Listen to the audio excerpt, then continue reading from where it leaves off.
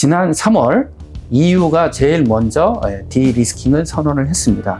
그리고 그 다음 달에 미국도 디리스킹을 하겠다라고 발표를 했습니다. 그리고 G7 정상회담에서도 G7 국가들이 디리스킹을 하겠다라는 데 합의를 했습니다.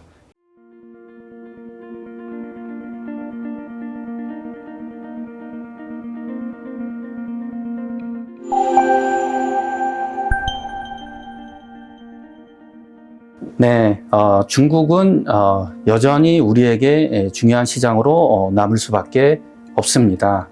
왜냐하면 지금 현재 중국을 대체할 수 있는 국가가 없습니다. 지금 경제 규모, 특히 우리가 이제 구매력 기준으로 계산을 해보면 중국이 미국보다 더 큰 경제 규모를 가지고 있습니다. 그리고 이제 우리가 넥스트 차이나, 그래서 중국을 대체할 수 있는 가장 유력한 후보로 보고 있는 인도도 있습니다. 그러나 아직 인도는 중국을 대체할 수 있을 만큼 경제 규모가 크지도 않고 제조 능력도 아직까지는 일천한 수준입니다. 그래서 중국은 우리의 가장 중요한 수출 시장으로 계속 잘 관리를 해야 됩니다. 그런데 이러한 문제를 보기 위해서는 이제 우리가 두 가지 커다란 질문을 던질 수 있는데요. 첫 번째는 글로벌 차원에서 권력 분배가 어떻게 이루어지고 있는가. 사실 지금 현재 많은 전문가들이 미국과 중국으로 양분된다. 즉 과거의 냉전과 유사한 신냉전이 형성될 것이다. 이렇게 예상을 하고 있습니다. 그러나 경제적으로 보면 신냉전이라기보다는 오히려 다극체제가 더 정확한 그 표현일 수가 있습니다. 실제로 신냉전을 선호하는 국가는 미국밖에 없습니다. 미국 같은 경우는 중국을 압박하기 위해서 친중 국가들을 제외한 나머지 모든 국가들과 연합한다 라는 전략을 가지고 있습니다. 그런데 그 나머지 국가들이 과연 미국이 원하는 대로 미국과 연합을 할까요? 사실 그렇진 않습니다. 중국만 해도 사실은 양극체제에 큰 부담을 가지고 있습니다. 왜냐하면 중국이 현재 그 군사력에서 한계가 있기 때문에 미국과 정면으로 대결할 수가 없는 상황입니다. 그래서 이번에 에이펙에서 시진핑 주석이 바이든 대통령과 만나서 회담을 하면서 중국은 미국에 도전하지 않겠다. 이런 메시지를 계속 강조를 했습니다. 그리고 EU와 글로벌 사우스도 사실은 신냉전 체제에 그렇게 호의적이진 않습니다. 그 이유는 중국이 미국만큼 경제적으로 중요하기 때문입니다. 그래서 EU와 글로벌 사우스도 사실은 양극 체제보다는 다극 체제를 선호하고 있습니다. 그래서 여러분들이 혹시 이제 디커플링과 디리스킹 사이에 논쟁을 들어보셨을 겁니다. 여기서 이제 디커플링이라는 거는 이 냉전 시대처럼 두 개의 블록으로 나눠져서 경제적 교류를 사실상 차단하는 것을 의미합니다. 근데 처음에 트럼프 대통령이 중국과 무역 전쟁을 시작할 때는 사실 이 디커플링을 염두에 두었습니다. 중국의 수출 통제라든지 투자 심사, 그 다음에 기술 이전 금지 등 여러 가지 제재를 통해서 중국과 교류를 차단하려고 했습니다. 그러나 결과를 보면 이러한 디커플링 전략은 실패했습니다. 왜냐하면 여러 종류의 제재에도 불구하고 미국과 중국의 무역은 계속 늘어났습니다. 물론 이제 코로나 때는 조금 줄었는데 그 이후에 다시 또 늘어나는 추세가 확인되고 있습니다.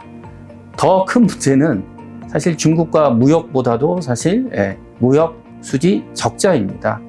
그래서 이제 그 대안으로 제시된 게 디리스킹입니다. 디리스킹과 디커플링의 가장 큰 차이는 뭐냐면 디리스킹은 전략적으로 중요한 분야만 통제하고 나머지는 예전처럼 교류를 허용하는 것입니다. 근데 여기 이제 전략적으로 중요한 상품이나 서비스가 이제 무엇이냐, 그게 문제가 되는데, 지금 현재 미국이 대중 수출 통제와 관련된 여러 가지 정책들을 보면은 반도체, 히토류, 그다음에 AI, 그다음에 바이오 뭐 이런 것들이 이제 가장 전략적으로 중요한 산업으로 평가되고 있습니다. 그러니까 이런 분야를 제외한 전통적인 상품, 재래식 상품들은 자유롭게 교육을 허용을 한다. 이러한 정책이 바로 디리스킹이 되겠습니다. 그런데 지난 3월 EU가 제일 먼저 디리스킹을 선언을 했습니다. 그리고 그 다음 달에 미국도 디리스킹을 하겠다라고 발표를 했습니다. 그리고 지난 5월 G7 정상회담에서도 다시 한번 G7 국가들이 디커플링이 아니라 디리스킹을 하겠다라는데 합의를 했습니다. 그리고 여러분 잘 아시다시피 바이든 대통령이 시진핑 주석과 정상회담하기 하루 전에 미국도 디커플링을 원하지 않는다라는 점을 다시 한번 확인해 주었습니다. 이렇게 대부분의 국가들이 디커플링이 아니라 디리스킹을 추구하고 있다. 이것들이 올해 하반기에 가장 중요한 정책 전환이라고 할 수 있습니다.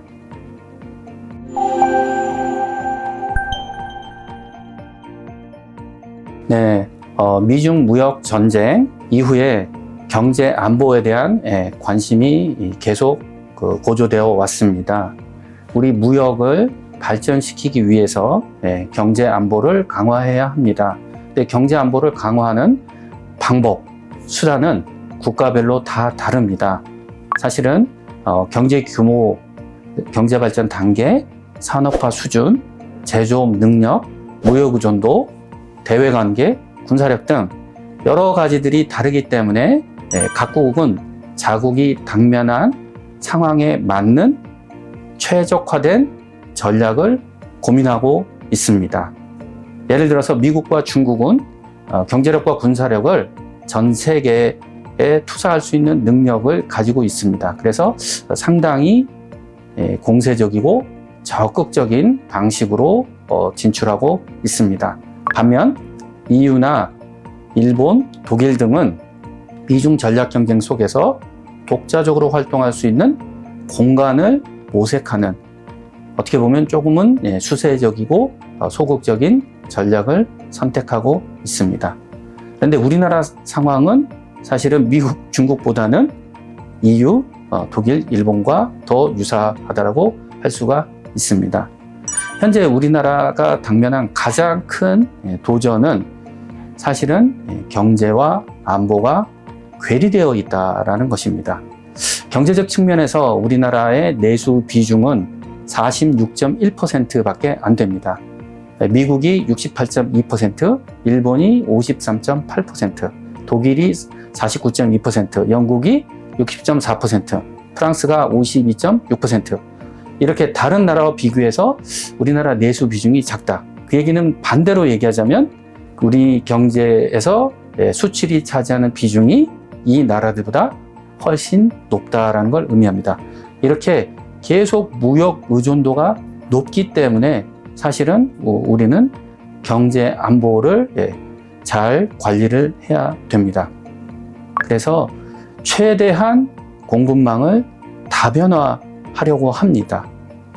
그리고 다변화하기 위해서 여러 나라들과 협력을 해야 됩니다. 그래서 우리나라는 여러 종류의 자유무역 협정에 적극적으로 참여를 하고 있습니다. 그런데 이 중국과는 현재 상당히 관계가 좋지 않습니다. 물론 이제 우리 정부가 현재는 한, 미, 일 이 삼각 협력에 중점을 두고 있기 때문입니다. 그러나 장기적으로 봤을 때 중국은 여전히 20, 30년 이상 세계의 공장으로 뿐만 아니라 세계의 또 최대 시장으로 발전하고 있기 때문에 중국과 관계 개선이 필요합니다. 현재 EU, 미국, 영국, 그리고 호주까지 우리는 디커플링이 아니라 디리스킹을 하고 있다. 이렇게 선언을 했습니다. 그래서 우리 정부도 우리나라와 이념과 가치를 공유하는 국가들이 이제 중국과 관계 개선을 이미 어느 정도 이뤄냈기 때문에 우리도 중국과 관계 개선을 통해서 우리의 대중 수출을 늘리고 그래서 대중 무역 적자 문제를 빠르게 해소하는 것이 가장 바람직하다 이렇게 생각을 하고 있습니다.